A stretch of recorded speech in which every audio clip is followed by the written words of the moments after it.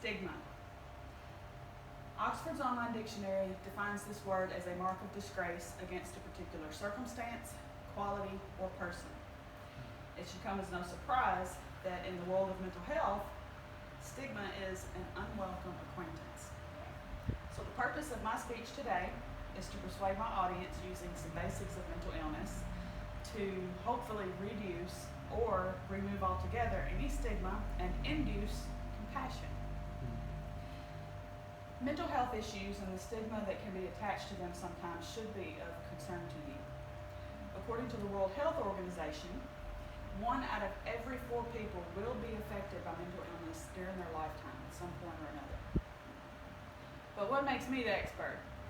What makes me credible to try and persuade you on the stigma of mental illness? Well, I am no expert, but I am a sufferer. I am part of that 1 in 4. And if you are anything like me, when you or a loved one suffer, you research.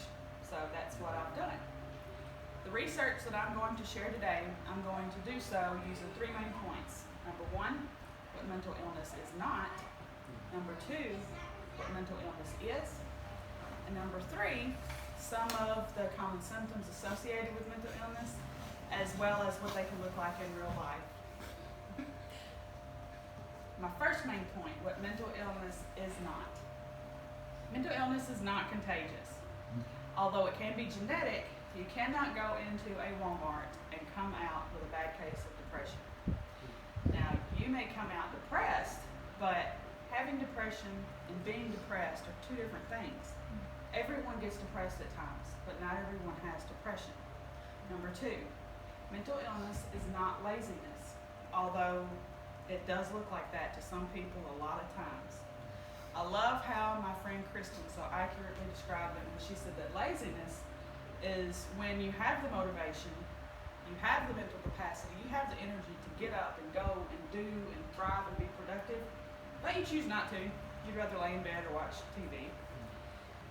Mental illness, on the other hand, is when you ache with every part of your being to go and do and thrive and be productive, but you do not have the motivation, you do not have the energy, you do not have the mental capacity or the life in you to just go live. You can't.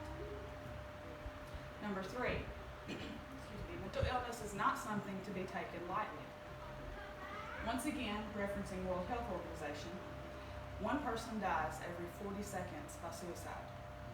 That means by the time my speech is over this morning, between 11 and 15 people will have died by suicide.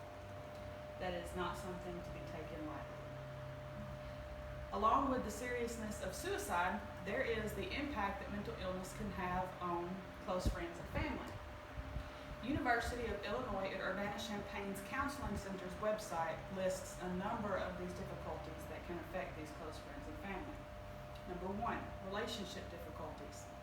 This can be an inability to trust themselves or others, or trusting too much.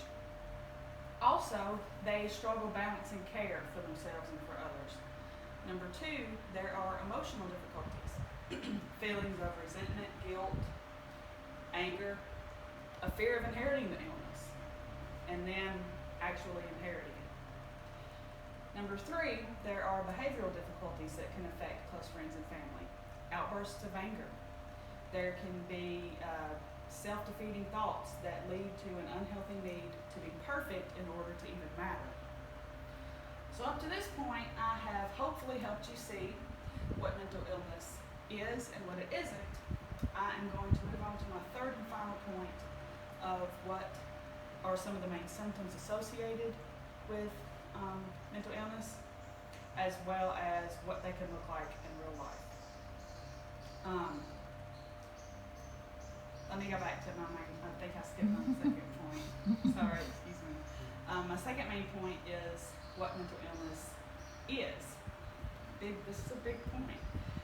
Mental illness is a biological, not just a psychological malfunction of the brain.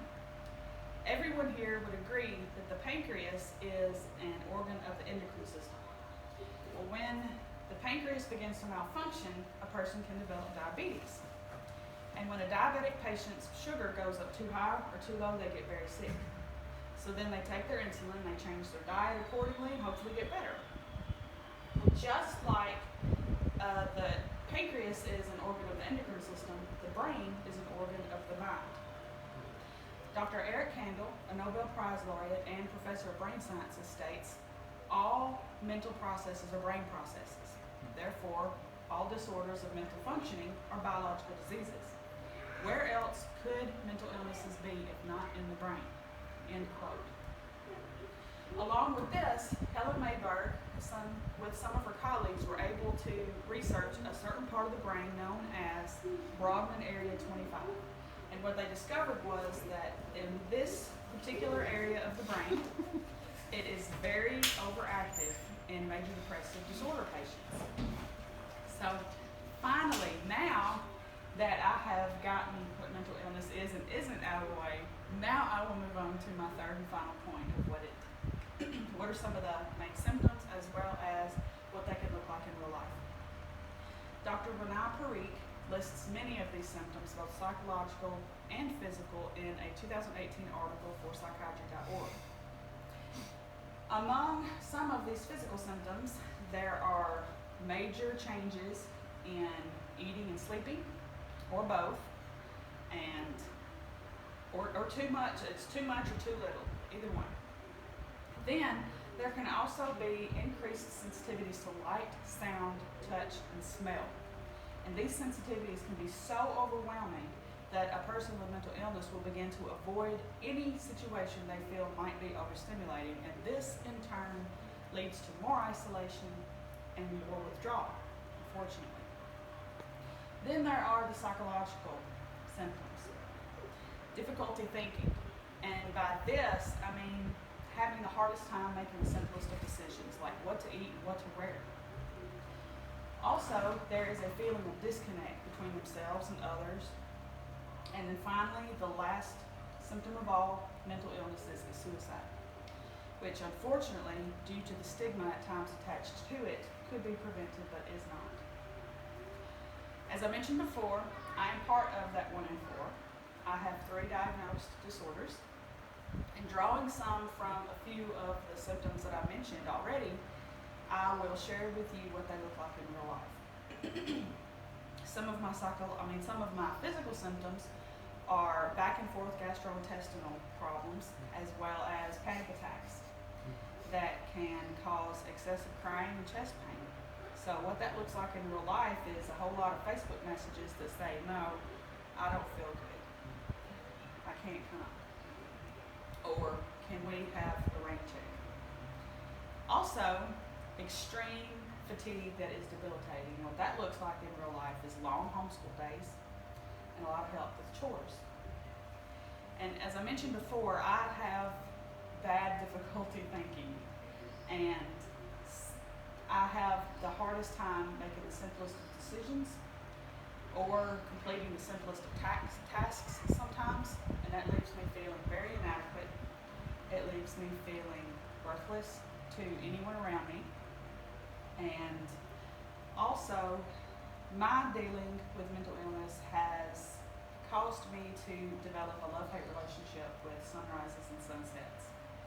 Sunsets bring dread of another sleepless night, of just laying there with your mind going crazy. But they also encourage me in the fact that I made it another day. Sunsets, on the other hand, bring about another day of pretending I'm okay when I'm really not. But they also give me another chance to keep going and fighting and seeking to grow stronger with each day. So through my speech today, I shared with you what mental illness is not, what mental illness is, and some of the symptoms as well as what they look like in real life.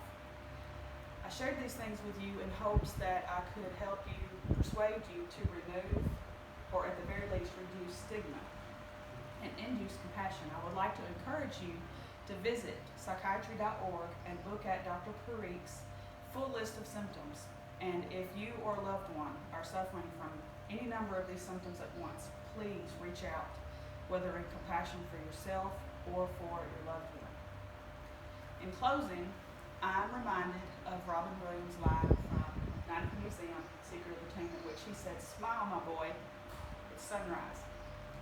This was his last own screen line before committing suicide in 2014. So, for those of you who are out there and you might be struggling today, smile. It's sunrise. Keep fighting. The 1 in 4 are not alone. Thank you. Good job, Sherry.